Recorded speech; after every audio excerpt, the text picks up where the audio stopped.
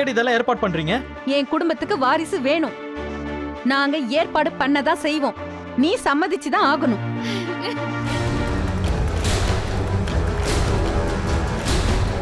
ஐயோ வெற்றி, அம்மா! மாறனுக்கும் இவளுக்கோ கல்யாணம் முடிவு பண்ணோம். மாற செத்தே போயிட்டான். வெற்றி மாடியில இருந்து கீழே விழுந்துட்டான். என்ன ராசியோ என்ன கர்மமோ, இப்படி ஒருத்தே நம்ம வீட்டுக்கு வந்து வாச்சிருக்கா. முதல்ல இவளோட ஜாதகத்தை வாங்கிட்டு வந்து சரியா பார்க்கணும். இன்னும் கண்டம் இருக்கா இல்லையான்னு. ச்சே, கேடுகட்ட சிறுக்கி. டாக்டர், நல்ல வேளை, அவருக்கு ஏதோ கடவுள் கருணை இருக்குன்னு தான் சொல்லணும். அவ்வளோ பெரிய உயரத்துல இருந்து கீழே விழுந்தோம், எந்த விதமான பிராக்சரும் இல்லாம ஒருத்தர் தப்பிச்சு நான் பாக்குறதே இதான் முதல் முறை. பட் எனிஹோ, அவர் கீழே விழுந்தப்ப ஒரு கல்லுனால அவர் ஷோல்டர் முறிஞ்சிருக்கு. அதனால வலது பக்கம் ஷோல்டர் லேசா கீழே இறங்கியிருக்கு. அதனாலதான் அதிக பெயின் இருக்கு. மெடிசன் கொடுத்து கட்டு போட்டிருக்கோம். மற்றபடி ஒன்றும் இல்லை. ஒரு 15 நாளைக்கு அவர் கை எதுவும் அசைக்க கூடாது, வெயிட் எல்லாம் தூக்க கூடாது, ஸ்டெயின் பண்ற மாதிரி எந்த வேலையும் அவர் பண்ணக்கூடாது.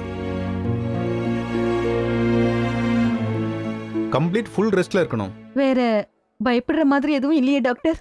இப்போதைக்கு எதுவும் இல்லம்மா. ஃபியூச்சர்ல வலி இருக்குன்னு சொன்னாருன்னா ஒரு எம்ஆர்ஐ ஸ்கேன் எடுத்து பார்த்துடலாம். நாங்க தம்பியை பார்க்கலாமா டாக்டர்? ஓ, தாராளமா பார்க்கலாம்.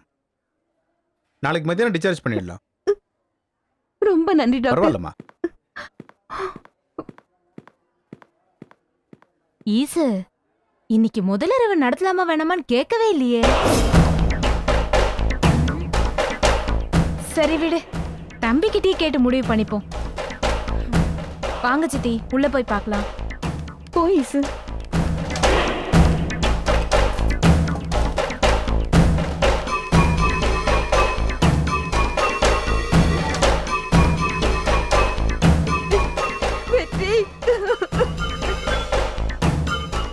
ஏண்டா, உன்னை குளிச்சு ரெடியாக தானே சொன்னோம். உன்னை யாரு மாடிக்கு போக சொன்னது? ரொம்ப வலிக்குதாப்பா.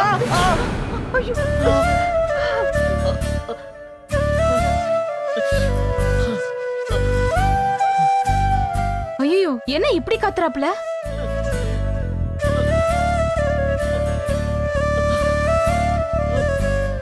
ஏன் தம்பி, இன்னைக்கும் முதலிரவு ஏற்பாடு பண்ண வேண்டாமா?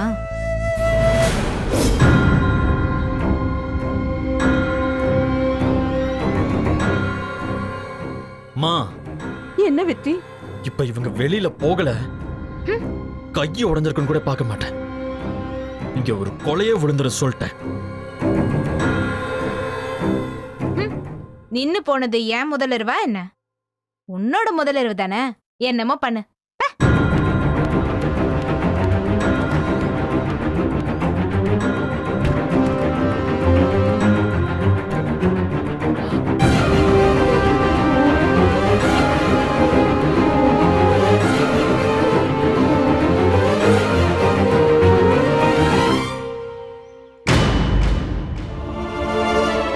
அவன் தவறி விழுந்த மாதிரி தெரியலையே.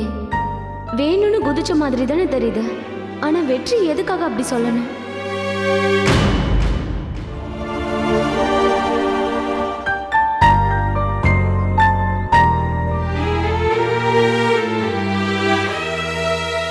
மயிலு, என்ன யோசனையில இருக்க? வேற என்ன, ராத்திரி ஒருத்தனை ஹாஸ்பிட்டல் கூட்டிட்டு போனாங்களே, அவனுக்கு என்ன ஆச்சோ ஏதாச்சோன்னு தான் யோசிச்சுட்டு இருக்க. தேவையில்லாததெல்லாம் நீ ஏண்டி யோசிக்கிற? என்னது தேவையில்லாததா? கீழே விழுந்தவனுக்கு இதுதான் ஆயிருக்கும்னு தெரிஞ்சா கூட பரவாயில்ல, கொஞ்சம் நிம்மதியா இருக்கலாம். ஆனா என்ன ஆச்சுன்னு தெரியாம நானே துடிச்சிட்டு இருக்க, நீ தேவையில்லாததுங்கிற. ஆமா, நல்லா மூக்கு முட்டை குடிச்சிட்டு மாடியில் ஏறி ஆட்டம் போட்டா கீழே விழுந்து கை கால் உடையதான் செய்யும். ஆனா அதுக்கெல்லாம் நான் வருத்தப்பட முடியாது. மலரு, ரொம்ப பண்ணாதடி. வெற்றி குடிச்சத நீ பாத்தியா? எனக்கு என்னமோ வெற்றி குடிச்சிருந்த மாதிரி தெரியல. எது எப்படியோ, வெற்றி ஹாஸ்பிட்டல்ல இருந்து வந்த உடனே என்ன ஏதுன்னு ஒரு வார்த்தை விசாரி. எப்படி இருக்குன்னு ஆறுதலா கேளு, சரியா? அதெல்லாம் முடியாது மயிலு. அந்த ஆளு முன்னாடி போய் நின்று என்னால கொசலெல்லாம் விசாரிச்சுட்டு இருக்க முடியாது. ஏய், ஏண்டி இப்படி லூஸ் மாதிரி பேசுற? ஆமா, நான் லூசுதான். நேத்து நாள் பூரா நைட்டு என்ன நடக்குமோன்னு நினைச்சு ஒவ்வொரு நிமிஷமும் நான் பயந்து பயந்து செத்துட்டு இருந்தேன். ஆனா அந்த ஆள் கீழே விழுந்து ஃபர்ஸ்ட் நைட் நடக்காம போனதுனால இப்ப நான் எவ்வளவு நிம்மதியா இருக்கேன். தயவு செஞ்சு என்னை இப்படியே இருக்க விடுங்க.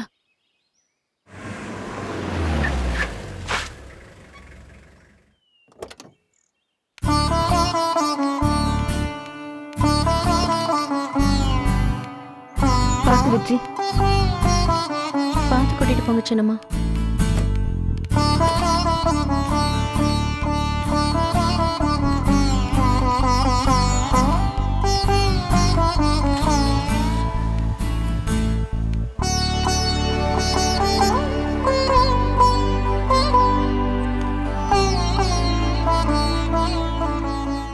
பவுனு, சித்தி, தம்பி மேல இருந்து கீழே விழுந்து ஆஸ்பத்திரிக்கெல்லாம் கூட்டிட்டு போய் வந்திருக்கோம். அவன் பெரிய கண்டத்துல இருந்து தப்பிச்சு உயிர் பொழைச்சு வந்திருக்கான். போய் ஆரத்தி கரைச்சி எடுத்துட்டு வா. திருஷ்டியை கழிச்சிட்டு உள்ள கூட்டிட்டு போவோம். அம்மா, இதெல்லாம் எதுக்குமா? நீ பேசாம இரு வெற்றி. எல்லாத்துக்கும் ஒரு காரியம் இருக்கு. பவுனு. சரி. ஐயா வெற்றி, என்னையா இது? இப்படி கைய உடைச்சுக்கிட்டு இவ்வளவு பெரிய கட்டை கட்டிக்கிட்டு வந்து நிக்கிற? ஐயா, நீங்க முதல்ல அடாதீங்க. கையெல்லாம் ஒன்றும் உடையல, தோள் பட்டை தான் இறங்கியிருக்கு. ஒரு 10-15 நாள்ல சரியாயிடும்னு டாக்டர் சொல்லியிருக்காரு. ஐயா வெற்றி, நீ வலி பொறுக்க மாட்டேயா? எப்படியா இவ்வளவு பெரிய வலியை தாங்கிக்கிட்டு இருக்க?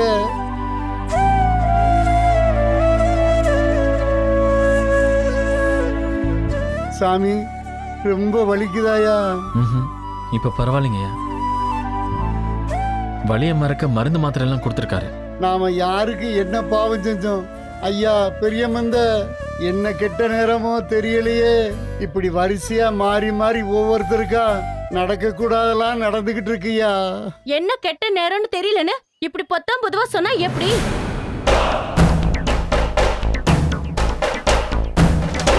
உங்களுக்கு அது யாருன்னு தெரியலையா? இல்ல தெரியாத மாதிரி நடிக்கிறீங்களா? வேணும்னா நான் சொல்லவா?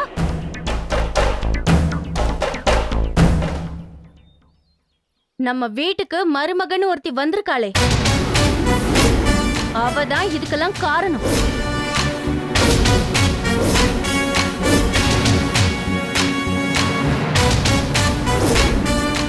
அவ வந்த நேரம் தான் இப்படி கெட்ட நேரம் வளைச்சு வளைச்சு நம்மள போட்டு அடிக்குது.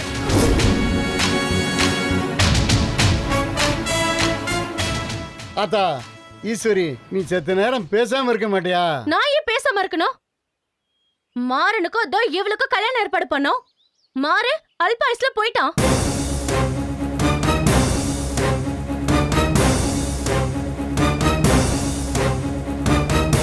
சரி, சனி அதோட விட்டோமா? அவளையே புடிச்சு வெற்றிக்கு கட்டி வச்சீங்க. இதோ இப்ப அவனுக்கும் ஆரம்பிச்சிடுச்சுல. இன்னைக்கு கீழே விழுந்து கைய உடைச்சிட்டு வந்திருக்கான். இன்னும் என்னென்னலாம் நடக்க காத்துட்டு இருக்கோ. ஈஸ்வரி, ஏமாமா கத்துறீங்க? அவ என்ன இல்லாததையா சொன்னா? வீட்ல என்ன நடக்குதோ அதை தானே சொன்னா.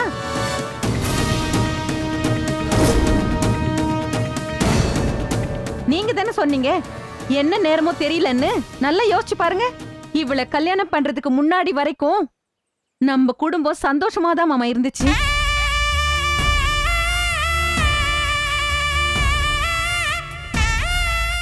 முதல்ல மாற மொத்தமா நம்மள விட்டு போயிட்டான்.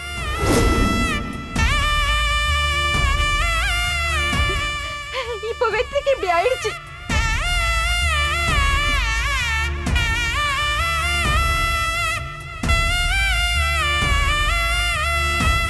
பின்ன இவ வந்த நேரம்னு சொல்லாம வேற என்ன சொல்றதா? என்ன கன்றாவி ஜாதகமோ இவளோடது. நம்மள இப்படி ஆட்டி படைக்குது. அன்னைக்கு அவசரத்துல எந்த பொருத்தமும் பார்க்காம கல்யாணம் பண்ணி வச்சிட்டோம். இவளோட ஜாதகத்தை மறுபடியும் வாங்கி பொருத்தம் பார்க்கிற வழிய பாருங்க.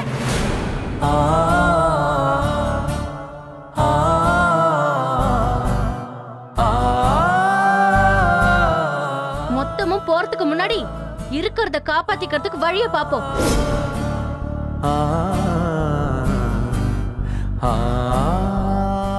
சரியா சொன்ன ஈஸ்வரி. நானும் எத்தனையோ கேள்விப்பட்டிருக்கேன். ஆனா சனி உச்சத்துல நிக்கிறத இங்கதான் பாத்திருக்கேன்.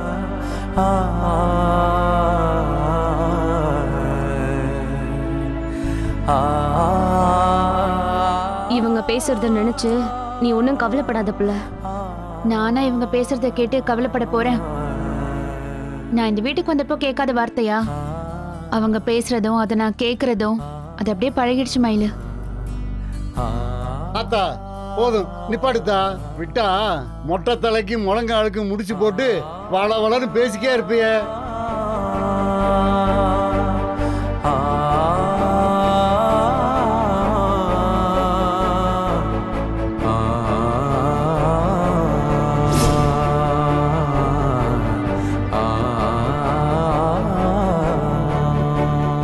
நீங்க எல்லாரும் உள்ள போங்க. வெற்றி கொஞ்ச நேரம் படுத்து தூங்கட்டும்.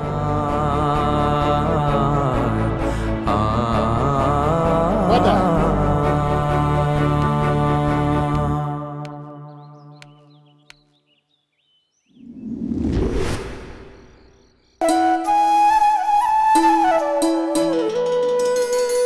அப்பச்சி கை வலிக்க போகுது, கொடுங்க நான் விசிறேன். வேணாண்டா, என் பேரனுக்கு நான் தான் விசிறுவேன்.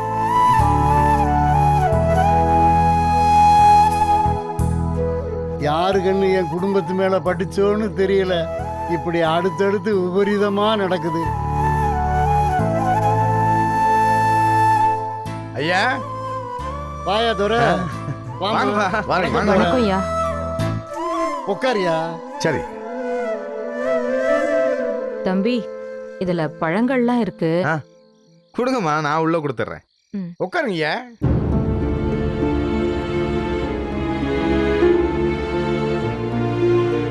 காலையில் பாலமடு வரைக்கும் போயிருந்தேன். அங்கே போன இடத்துல தான் ஃபோன் பண்ணி சொன்னாங்க. உடனே கேள்விப்பட்டு ஊருக்கு வந்துட்டேன். எப்படியா, எப்படி கீழே வந்தாரு? ரொம்ப வருஷமாவே சாயங்காலம் ஆனா மாடி செவுத்து மேல ஏறி உக்காந்துருப்பேன். ஏழு பார்த்து உக்காரா, கீழே விழுந்துட போறேன்னு நான் சொல்லிக்கே இருப்பேன். சொன்ன மாதிரியே நடந்து போச்சியா. சுவத்துல எல்லாம் உட்காரலாமா? ஏன் இப்படி இவர் அஜாக்கிரதையா இருக்காரு? என்ன பண்றது, எல்லாம் ஒரு நேரம். ஏய் இதே கணி, உள்ள போய் சம்பந்தக்காரருக்கு கலர் உடைச்சு கொண்டு வாடா. சரி. அப்புறம் வீட்டுல யார் இருக்காங்களோ வந்து வாங்கன்னு கேட்க சொல்லு. சரிங்க அப்பச்சி, கூப்பிடுறேன். போப்பா. ஐயா நாட்டரசனுங்க அவனும் தங்கராசும் ஈரோட்ல ஒரு கல்யாணத்துக்கு போயிருக்காங்க. விஷயத்த சொல்லிட்டோம், வந்துகிட்டே இருக்காங்க. சரிங்க. வெற்றி, வெற்றி, ஐயா வெற்றி, வெற்றி எந்திரியா, மாமா வந்திருக்காங்க. ஐயா எழுப்ப வேண்டாங்க ஐயா, தூங்கட்டும். இல்லம்மா பரவாயில்ல, இருக்கட்டும். ஐயா மெல்ல மெல்ல, பார்த்து பார்த்து மெதுவா. மாப்பிள்ள ஏன் எந்திரிக்கீங்க? உட்காருங்க. வாங்க மாமா. உட்காருங்க. இல்ல மாமா, உட்காருங்க, உட்காருங்க. பார்த்து உட்காருங்க.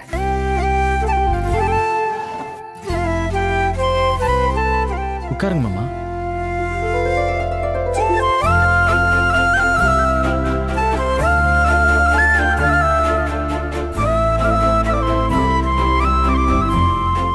இந்தாங்கப்பா, எடுத்துக்கங்க. அம்மா எடுத்துக்கங்க. வீட்டில் எல்லாரும் ரைஸ் மில் போயிருக்காங்க. மலர் மட்டும்தான் உள்ள இருக்கு பிச்சி. வாங்கப்பா, வாங்கம்மா. வரேம்மா, வரேன். வாமா, சும்மா அப்படி வா. வாமா, வாமா. கூப்பிடுறாங்கல்ல. இப்படி வா.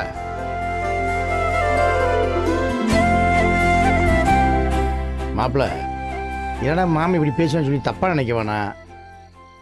இளந்தார் வயசுல சுவர் மேலே ஏற்றிப்போம், 2 கையை விட்டு பைக் ஓட்டுவோம், ஜல்லிக்கட்டுக்கு போவோம், யார் கூடயாவது மல்லுக்கட்ட நிற்போம். இதெல்லாம் வயசுலையா. இனிமே கொஞ்சம் கொஞ்சமாக குறைச்சிக்கணும் மாப்பிள்ள. கல்யாணம் ஆயிடுச்சுல, அதுக்கு தக்க மாதிரி சூதானம் இருக்க வேணாமா? புரியுது மாமா. எலும்பு உடைஞ்சு அந்த மாதிரி எதுவும் இல்லீங்களே? இல்ல அத்தை, தோள்பட்டை இறங்கியிருக்கு, அம்பிடுதான். இன்னும் 2 வாரத்துல சரியாருன்னு சொல்றாங்க. மலரு, அப்பா மாப்பிள்ளைய பக்கத்துல இருந்து பார்த்துக்குமா. அவருக்கு வேணுங்கிற ஒத்தாசையை பண்ண. அவர் சீக்கிரம் குணமாகிறது உங்க கையில் தான் இருக்கு. புரிஞ்சுதாம்மா? இல்லப்பா, என்னால எதுவும் பண்ண முடியாது. அவரை கவனிச்சுக்கிறதுக்கு இந்த வீட்ல நிறைய பேர் இருக்காங்க. நான் தேவையில்லைப்பா.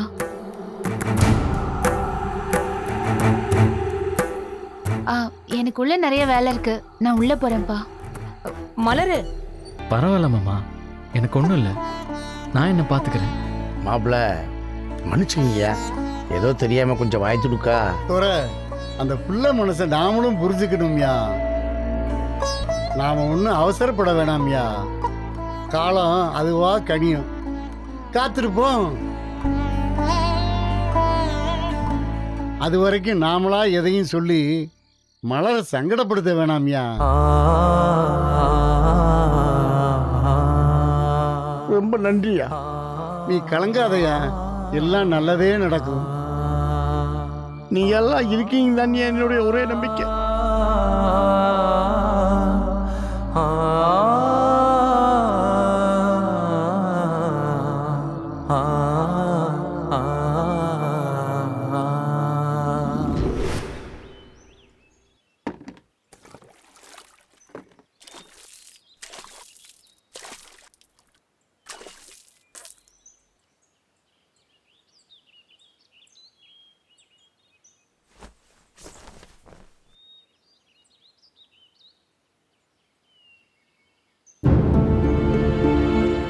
எப்படி இருக்க? நல்லா இருக்க மயில, இப்போ வலி குறைஞ்சிருக்கு, சீக்கிரம் சரியாயிடும். எப்படி அடிபட்டுச்சு? அது ஒன்றும் இல்லை மயில, மாடியில் செவத்தோரமாக உட்காந்து யோசிச்சுட்டு இருந்தேன்.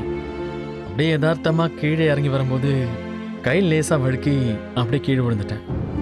ஓ, எப்பவும் அங்கதானே உட்கார்ந்துருப்ப. நேத்திக்கு மட்டும் எப்படி திடீர்னு கை வழுக்குச்சு? தெரியலையே, ஏதோ என்னோட கெட்ட நேரம் போல இருக்கு, இப்படி ஆயிடுச்சு. அதுக்கு என்ன பண்றது, விடு பார்த்துக்கலாம். நான் பார்த்தேன் வெற்றி. என்ன என்ன பார்த்த? நீ மாடியில இருந்து கை வழுக்கி கீழே விழல. நல்ல மாடி செவர்ல ஏறி நின்னு நிதானமா யோசிச்சு அதுக்கப்புறம் நீயா தானே கீழே குதிச்ச. அத நான் பார்த்தேன். ஏன் வெற்றி இப்படி பண்ண? ஏய், ஏன் மேல என்னென்னமோ வளரிட்டு இருக்க? நான் ஏன் மாடியில இருந்து கீழே விழணும்? யாராவது அப்படி வேணும்னே விழுவாங்களா? இருட்டுக்குள்ள ஏதோ ஏதோ பார்த்துட்டு ஏன் அப்படியெல்லாம் சொல்லிக்கிட்டு இருக்க? போய் வேலையை பாரு. உண்மை என்னன்னு உன் மனசுக்கு தெரியும் வெற்றி. உன்னை ஒரு நல்ல ஃப்ரெண்டா நினைச்சு கேக்குறேன். ஏன் மேல இருந்து குதிச்ச? ஏன்டா குதிச்ச? எனக்கு வேற வழி தெரியல மயிலு. என் அம்மா கிட்ட இருந்தும் என் அக்கா கிட்ட இருந்தும் அவங்கள எப்படியாவது காப்பாத்தணும். நேற்று வீட்டில் யாரும் இல்லைன்னதும் மறுபடியும் முதலிரவுக்கு ஏற்பாடு பண்ண ஆரம்பிச்சிட்டாங்க. அவங்க கிட்ட கெஞ்சி எல்லாத்தையும் நிப்பாட்டுங்கன்னு சொல்லி கேட்டேன். எவ்வளவோ சண்டை போட்டேன், ஆனா யாரும் கேட்குற மாதிரி தெரியல. அவங்க நிலைமையிலேருந்து யோசிச்சு பார்த்தேன், ரொம்ப கஷ்டமா இருந்துச்சு. முதலிரவுங்கிற வார்த்தையை சொன்னாலே அவங்க மனசு எவ்வளோ ரணமா இருக்கும். அது அவங்களுக்கு எவ்வளோ கஷ்டத்தை கொடுக்குன்னு தோணுச்சு. என் மனசுல ஒன்னே ஒண்ணுதான் இருந்தது, ஏதாவது பண்ணி இந்த முதலிரவை நிப்பாட்டணும், அவ்வளவுதான். அதுக்கு என்ன பண்ண முடியும்னு யோசிச்சேன். எனக்கு ஏதாவது அடிபட்டா என் அக்கா எல்லா ஏற்பாடையும் நிப்பாட்டிடுவாங்க தானே. அதனாலதான் மாடியில இருந்து குதிச்சேன். ஏண்டா அதுக்குன்னு இப்படியா பண்ணுவ? ஒண்ணு கெடுக்க ஒண்ணு ஆயிருந்தா யார் என்ன பண்ண முடியும்? அவங்க முதலிரவுக்கு ஏற்பாடு பண்ண உனக்கு என்ன? பேசாம உள்ள போய் தரையில படுத்து தூங்க வேண்டியதானே. அவ பாட்டுக்கு கட்டில படுத்து தூங்க போறா. நீ ஏன் இப்படி கையெல்லாம் உடைச்சுக்கணும்? இல்ல மயில, இன்னொரு ஆம்பளை அவங்க தூங்குற ரூம்ல இருக்கிறது அவங்க மனசு தாங்காது. நான் அவங்க தங்கி இருக்கிற ரூம்ல போய் தங்கி இருந்தாலும் அவங்களுக்கு ரணமா தான் இருந்திருக்கும். அதனாலதான் இப்படி ஒரு முடிவு பண்ண. உன்ன மாதிரி ஒருத்தன் துணைய கிடைக்க மலர் எவ்வளவு கொடுத்து வச்சிருக்கணும் தெரியுமா? ஏய், அப்படிலாம் இல்ல. இல்லடா, உன்னை தவிர இந்த உலகத்துல வேற யாரை கல்யாணம் பண்ணிருந்தாலும் அவ எப்ப படுக்கைக்கு வருவான்னு தான் நினைச்சிருப்பாங்க. ஆனா நீ அவ மனசுல என்ன இருக்குன்னு அறிஞ்சு அதுக்காக இவ்ளோ பெரிய விஷயம் பண்ணிருக்க. உன் மனசு கோல்டு மாதிரிதான். ரோட்ல ஒரு பொண்ணு போனாலே அவ துணி விலகுதான்னு பாக்குற மத்த ஆம்பளைங்க எங்க? கட்டின பொண்டாட்டியவே இருந்தாலும் அவ விருப்பம் இல்லாம முதலிரவு நடக்க கூடாதுன்னு உன்னையே வருத்திக்கிட்டு இருக்க நீ எங்க? உண்மையிலே நீ சூப்பரா வெற்றி. நீ ரொம்ப நல்லவன்டா. சரி மயிலு, இது ஒரு விஷயம்னு பெருசா பேச வேணாம். அப்புறம் முக்கியமா இதை பத்தி அவங்களுக்கோ வேற யாருக்கோ தெரிய வேணாம். உன்னை வேண்டி கேட்டுக்கிறேன். ம், நான் வரேன். ம்.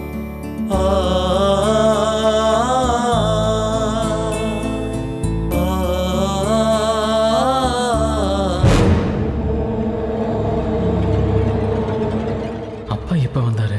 ஒருவேளை நான் மயில் கிட்ட பேசிட்டு இருந்ததை கேட்டிருப்பாரோ?